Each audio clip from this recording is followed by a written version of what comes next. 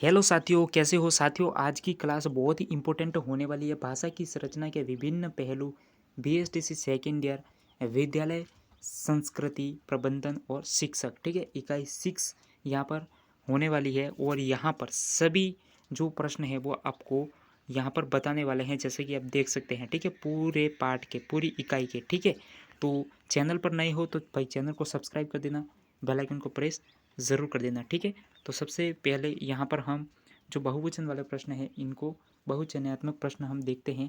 तो उच्चवास का संधि विच्छेद क्या होता है? उत प्लस श्वास है। जगन्नाथ का संधि विच्छेद होता है जगत प्लस नाथ है। पावन शब्द का सही संधि विच्छेद है तो ये पो प्लस अन। ठीक है, आगे देखते हैं हम। दुराचार का संधि विच्छेद क्या हो जाएगा? दो प्लस आचार। अन्वेषण शब्द का सही संधि विच्छेद हो जाएगा अनु प्लस ऐसन। ठीक है, आगे देखते हैं। दो शब्दों के मेल से बने शब्द को कहते हैं तो उसे कहते हैं समास। दही बड़ा का समाज विग्रह है दही के साथ बड़ा। ठीक है, आगे देखते हैं। नीरस शब्द में संधि कौन सी है? तो विसर्ग संधि है नीरस में। वर्णों के योग से बनी उच्चारित सार्थक ध्वनि कहलाती है। वर्णों के योग से बनी सार्थक ध्वनि तो वो शब्द कहलाती है। साथियों, चैनल पर नए, चैनल को सब्सक्राइब कर देना और बाकी जो क्लासें हैं वो भी हमारे चैनल पर आपको मिल जाएगी, BSTC first year second year सबकी। ठीक है, देवालय पाठशाला शब्द है योग, यौगिक शब्द है। ठीक है, यहाँ पर यौगिक शब्द हो जाएगा देवालय और पाठशाला शब्द यौगिक। आगे देखते हैं। अंतस्थ ध्वनिया क्या कहलाती है? तो अर्धस्वर कहलाती है। दशानंद की समाज का उदाहरण है, बहुब्रीहि समाज का उदाहरण है। ठीक है, बहुब्रीहि समाज है, बहुब्रीहि समाज है सडानंद। ठीक है, आगे देखते हैं। कर्मधारय समाज है, पीताम्बर है वो कर्मधारय समाज है। जलचर उपयुक्त उदाहरण जिस समाज का है वह है द्विगु। ठीक है, और शब्द का लोप पाया जाता है, द्वंद्व समाज में पाया जाता है। रोटी कपड़ा समस्या में कौन सा समाज निहित है? द्वंद्व समाज निहित है। कमल के समान नयन सामाजिक विग्रह से संबंधित समाज है कर्मधारय समाज। ठीक है, निम्नलिखित वाक्य में से कौन सा वाक्य शुद्ध है? तो यहाँ पर है अपने चिड़िया चहचहा रही है। ठीक है, आगे देखते हैं। कौन सा वाक्य अशुद्ध है? तो हाथी के दांत खाने के और दिखाने के और है। आगे देखते हैं। कौन सा वाक्य अशुद्ध है? तो यहाँ पर अनेकों लोग मेरे दुश्मन है। संयुक्त वाक्य का सही उदाहरण कौन सा है? मैं सोया पर वह जाग गया। ठीक है, आगे देखते हैं। शुद्ध वाक्य क्या है? मैंने अजमेर जाना है। तो यहाँ पर जो शुद्ध वाक्य है वो है यदि सफलता चाहते हो तो परिश्रम करो। निम्नलिखित में से सर्वाधिक शुद्ध वाक्य कौन सा है? मुझे खाना खाना है। ठीक है, निम्नलिखित में से ध्वन्यात्मक वाले शब्द है टन टन टन। ठीक है, निम्नलिखित में से शुद्ध शब्द कौन सा है? पृथ्वी। राम ने बाजार से पुस्तक खरीदी। वाक्य में उद्देश्य क्या है? राम ने। वी प्रत्यय जोड़ने से शब्द बना है वी। तो यहाँ पर देखते हैं 28 में स राइट है तो यहाँ पर ये तपस्वी हो जाएगा। ठीक है, वी प्रत्यय जोड़ने से बना शब्द कौन सा है? तपस्वी। आगे देखते हैं। अति लघुत्रात्मक प्रश्न। अर्थ एवं ध्वनि की दृष्टि से शब्दों को वर्गीकृत किया जाता है। अर्थ के आधार पर सार्थक और निरर्थक शब्द और ध्वनि के आधार पर ध्वन्यात्मक और वर्णात्मक शब्द। व्युत्पत्ति के आधार पर शब्द कितने प्रकार के होते हैं? उल्लेख कीजिए। व्युत्पत्ति के आधार पर शब्द 3 प्रकार के होते हैं, रूढ़, यौगिक और योग रूढ़। ठीक है, रूपांतरण के आधार पर शब्दों को कितने रूपों में बांटा जा सकता है? रूपांतरण के आधार पर शब्दों को विकारी अविकारी 2 रूपों में बांटा जा सकता है। मूल शब्द क्या है? रचना की दृष्टि से मूल शब्द वे हैं जिनके अन्य सार्थक खंड नहीं हो सकते, जैसे किताब, कलम, रोटी आदि। ठीक है, आगे देखते हैं। व्युत्पन्न शब्दों को उदाहरण सहित बताइए। व्युत्पन्न शब्द वे होते हैं जो 2 रूपों से मिलकर एक बन जाते हैं, जैसे सब्जी वाला, ईमानदार, अच्छाई, घुड़सवार आदि।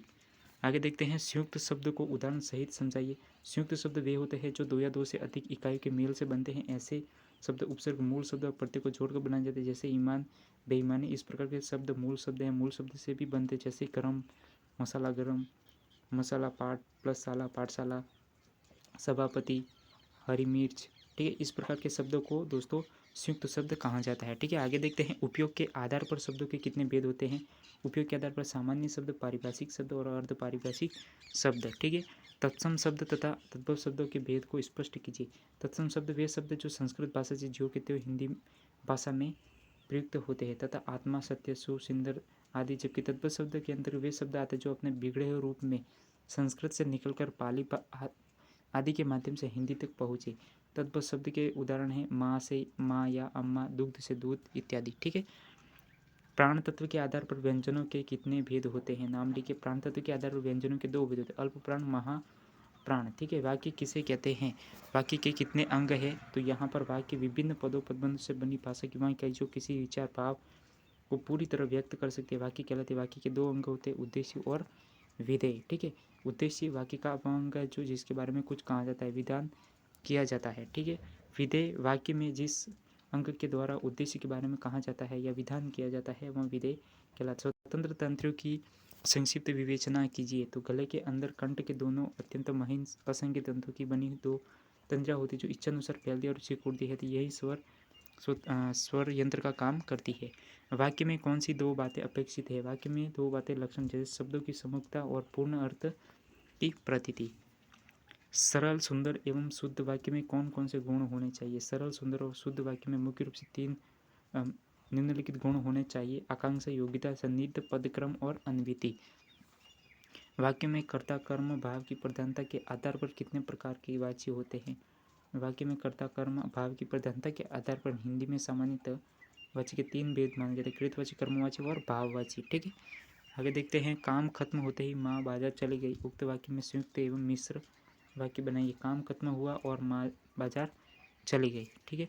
संधि और समाज के अंतर को स्पष्ट कीजिए। निकटतम ध्वनियों के मध्य होने वाले मेल को संधि कहा जाता है, जबकि समाज में 2 या 2 से अधिक शब्दों से मिलकर नया सार्थक शब्द निर्मित होता है। ठीक है। समाज कितने प्रकार के होते हैं? निम्न समाज विग्रह करिए। नीलकंठ, त्रिफला, फूदान और देवमूर्ति। समाज 4 प्रकार के होते हैं: अभिभाव, तत्पुरुष, बहुव्रीहि, द्वंद्व। तत्पुरुष समाज के उपभेद होते हैं: कर्मधारय और द्विगु। ठीक है। तो समाज विग्रह: नीलकंठ, नीलाकंठ जिसका बहुव्रीहि, त्रिफला 3 फलों का समूह, द्विगु भूदान, भूमिका दान, तत्पुरुष और देवमूर्ति, देव की मूर्ति, तत्पुरुष। ठीक है। आगे देखते हैं। निम्न पदों का संधि विच्छेद कीजिए। निरर्थक, मनोहर, दुराचार, दुर्जन। निरर्थक नीर प्लस अर्थक, मनोहर मनः प्लस हर, दुराचार दुर प्लस आचार, दुर्जन दु प्लस जन। ठीक है। निम्न पदों का समाज विग्रह कीजिए। समाज का नाम बताइए। सिर दर्द, प्रतिकूल, पीताम्बर, चौराहा, जय, पराजय। सिर दर्द, सिर में दर्द, तत्पुरुष, प्रतिकूल, कुल के विपरीत अव्ययभाव, पीताम्बर, पीत वर्ण का अंबर, कर्मधारय, चौराहा, 4 राहों का समूह, द्विगु, जय, पराजय, जय और पराजय, द्वंद्व समास। ठीक है। संयुक्त और मिश्र वाक्य के अंतर को समझाइए। संयुक्त वाक्य में 2 या अधिक समानाधिकार वाक्य संयोजक के द्वारा जुड़े रहते हैं। संयोजक द्वारा जुड़े रहने पर भी प्रत्येक वाक्य अपना स्वतंत्र अस्तित्व रखता है, एक दूसरे पर आश्रित नहीं रहता। जबकि जिस वाक्य में एक प्रधान उपवाक्य के साथ एक या एक से अधिक आश्रित उपवाक्य जुड़े हो तो उसे जटिल या मिश्र वाक्य कहा जाता है। इक, य, ई, त, य प्रत्यय लगाकर शब्द रचना कीजिए। इक नैतिक, धार्मिक, य माधुर्य, साम्य, गम्य, इत भ्रमित, कुत्सिंग, य भवदीय, पार्थिव। ठीक है। आगे देखते हैं। हार शब्द में उपसर्ग लगाकर 4 नए शब्द बनाइए। तो हार, यहाँ पर शब्द निम्न प्रकार है: उपसर्ग प्लस हार, तो यहाँ पर शब्द प्लस अर्थ। ठीक है। आ प्लस आहार, आहार, भोजन, संहार, संहार, नष्ट करना। उप प्लस हार, उपहार, भेंट देना। प्र प्लस हार, प्रहार, आघात करना। ठीक है। आगे देखते हैं। हिंदी भाषा के 3 उपसर्ग बता के उसके 2 उदाहरण दीजिए। तो अ, अतक, अतः, अग, अगमरा, अदबका, कुपुत्र, कुकुरमा। ठीक है। हिंदी भाषा की कृतवाची 3 बताकर 2 उदाहरण दीजिए। अक्कड़, बुलक्कड़, भिक्कड़, आई, सिलाई, लड़ाई, जड़िया, बढ़िया। ठीक है। आगे देखते हैं। अग्नि, आंसू, कुपुत्र, उल्लू, वधु, मूर्ख, धर्म, साप, प्यास, माता, दिया, प्रस्तर, नाक व सोहल शब्दों में से तद्भव शब्द चाटिए। प्रश्न में वर्णित शब्दों में से तद्भव शब्द निम्नलिखित: आंसू, उल्लू, भूख, सांप, प्यास, दिया, नाक और सोहल। ठीक है। आगे देखते हैं। तद्धित प्रत्यय व कृत प्रत्यय में मुख्य अंतर है। तद्धित प्रत्यय नामिक शब्दों के साथ लगाए जाते हैं और कृत प्रत्यय धातु के साथ लगाए जाते हैं। आगे देखते हैं। निम्न कथनों पर सही या गलत लगे। बोलने की सार्थकता भाषा के शुद्ध उच्चारण पर निर्भर करती है। सही। अक्षर में सबसे मुखरित अवधि स्वर की होती है। सही। समाज में अक्षरों का मेल होता है। गलत। द्वंद्व समाज में विभक्ति का लोप होता है। गलत। ठीक है। रिक्त स्थानों की पूर्ति कीजिए। तो यहाँ पर आप देख सकते हैं कि यहाँ पर इसका जो उत्तर है वो साथियों यहाँ पर नहीं दिया हुआ है, तो इसको थोड़ा छोड़ देते हैं। आगे देखते हैं। किसी शब्द के पहले जुड़ने वाले वर्ण शब्दांश को क्या कहते हैं? तो किसी शब्द के पहले जुड़ने वाले वर्ण शब्दांश को उपसर्ग कहते हैं। 2 शब्दों के मेल से बने नए शब्द को कहते हैं। मेल से बने नए शब्द को समास कहते हैं। देशभक्ति शब्द का निर्माण किन शब्दों से हुआ? देश प्लस भक्ति। ठीक है। शब्दों की परिभाषा: ध्वन्यात्मक वर्णों के साथ समूह को शब्द कहते हैं। ध्वनि किसे कहते हैं? मुख से उच्चारित छोटी इकाई जिससे टुकड़े नहीं हो सके ध्वनि कहते हैं। स्वर तथा व्यंजन के अंतर को स्पष्ट कीजिए। वे वर्ण जिनके उच्चारण में ध्वनि फेफड़ों से होकर कंठ से होती हुई मुख विवरण के उच्चारण स्थान को स्पर्श किए बिना मुख से बाहर निकलती है स्वर कहलाते हैं, जबकि वे वर्ण इनके उच्चारण में ध्वनि फेफड़ों से अनुस्फुटित होकर मुख विवरण के उच्चारण स्थानों को स्पर्श करती है निकलती है व्यंजन कहलाते हैं। ठीक है, तो यहाँ पर ये लघुत्रात्मक प्रश्न है जो आप देख सकते हो। यहाँ पर उपयोग के आधार पर शब्दों के कितने भेद होते हैं, सामान्य, पारिभाषिक और आगे का पॉइंट नहीं है। तो दोस्तों यहाँ पर हर क्लास में दोस्तों हमारे यहाँ पर अति लघुत्रात्मक प्रश्न ही है और लघुत्रात्मक बहुत बड़े हो जाते हैं और वीडियो भी बहुत लंबा हो जाता है। ठीक है, तो यहाँ तक हमने कवर किया है और आप चैनल पर नए चैनल को सब्सक्राइब कर देना और बेल आइकन को प्रेस जरूर करना।